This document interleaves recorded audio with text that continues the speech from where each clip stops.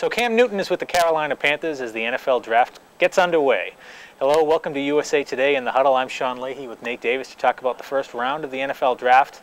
Nate, how many quarterbacks went tonight? Seemed like there were a lot of them. 4 of them, right? Four go in the first 12 picks. That was it for round one, and not the 7th that some people were predicting. But probably a little bit of surprise to Christian Ponder go 12th to Minnesota where he did, and Blaine Gabbert being the third quarterback rather than the second. But they did come off pretty quickly to start with.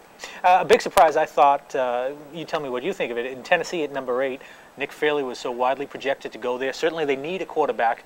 And when Jake Locker's name was called, he wasn't in the draft hall, so we didn't get the picture of him with the phone on his ear.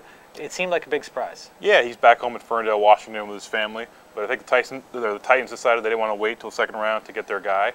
But I think Jake Locker is a good fit for them. He's a mobile quarterback, athletic, like Vince Young, and that's when Chris Johnson played his best, Sean. So I think he works well there, and they decided they had to get him right away. Yeah, Christian Ponder, is he going to start for Minnesota, you think? I think he will. You know, Tavares Jackson's a free agent. I don't think that Joe Webb's necessarily their guy. And Christian Ponder's a guy that can step in right away and play, I think. Certainly been the trend to start rookie quarterbacks.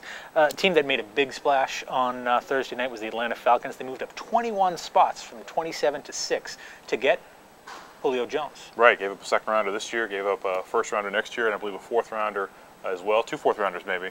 But yeah, they've been looking for that guy opposite Roddy White for some time, at least for receivers. So now you've got Roddy White, Tony Gonzalez, and Julio Jones targets for Matt Ryan. And Thomas Dimitroff, their GM, had talked about getting a playmaker.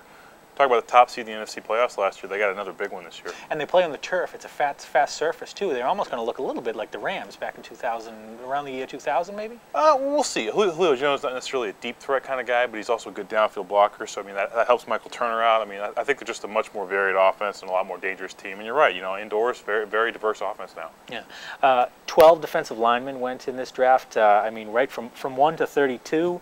You know, a lot of guys going there. Really concentrated. You know, only one linebacker, no tight ends, one running back, no safeties. You can really so 12 linemen showed where the strength of this draft was, and that doesn't include Daquan Bowers, who did not get drafted.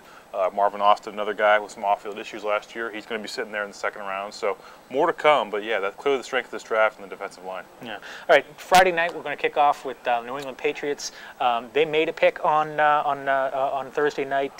They picked Nate Solder from Colorado. And, offensive lineman. That could be Matt Light's days as a left tackle there in New England are over. He's a free agent. The Patriots swapped out their second first round pick to the Saints, who picked Mark Ingram up. But Patriots will start the second round. But you know, given a night of thinking about it, somebody might decide to scoot up there. Andy Dalton, the quarterback, is still out there, and so is Colin Kaepernick and Ryan Mallett. So a team needs a quarterback, and you got the Bills. You know, you still got the Bengals. You got the Redskins. And the 49ers might want to jump up and get somebody to start round 2 tomorrow night, Sean. Yeah, it surprised me that Washington did not come out of this draft with a quarterback. Yeah, some people thought maybe they wanted Ponder. They scooted back from number 10, dropped to 16, and Ponder went, and they decided to go Ryan Kerrigan. So that situation's still unsettled. Maybe they get him to start Friday night. That's going to be all for us. New England will be on the clock at 6 o'clock on Friday night. We'll be here to break it down for you.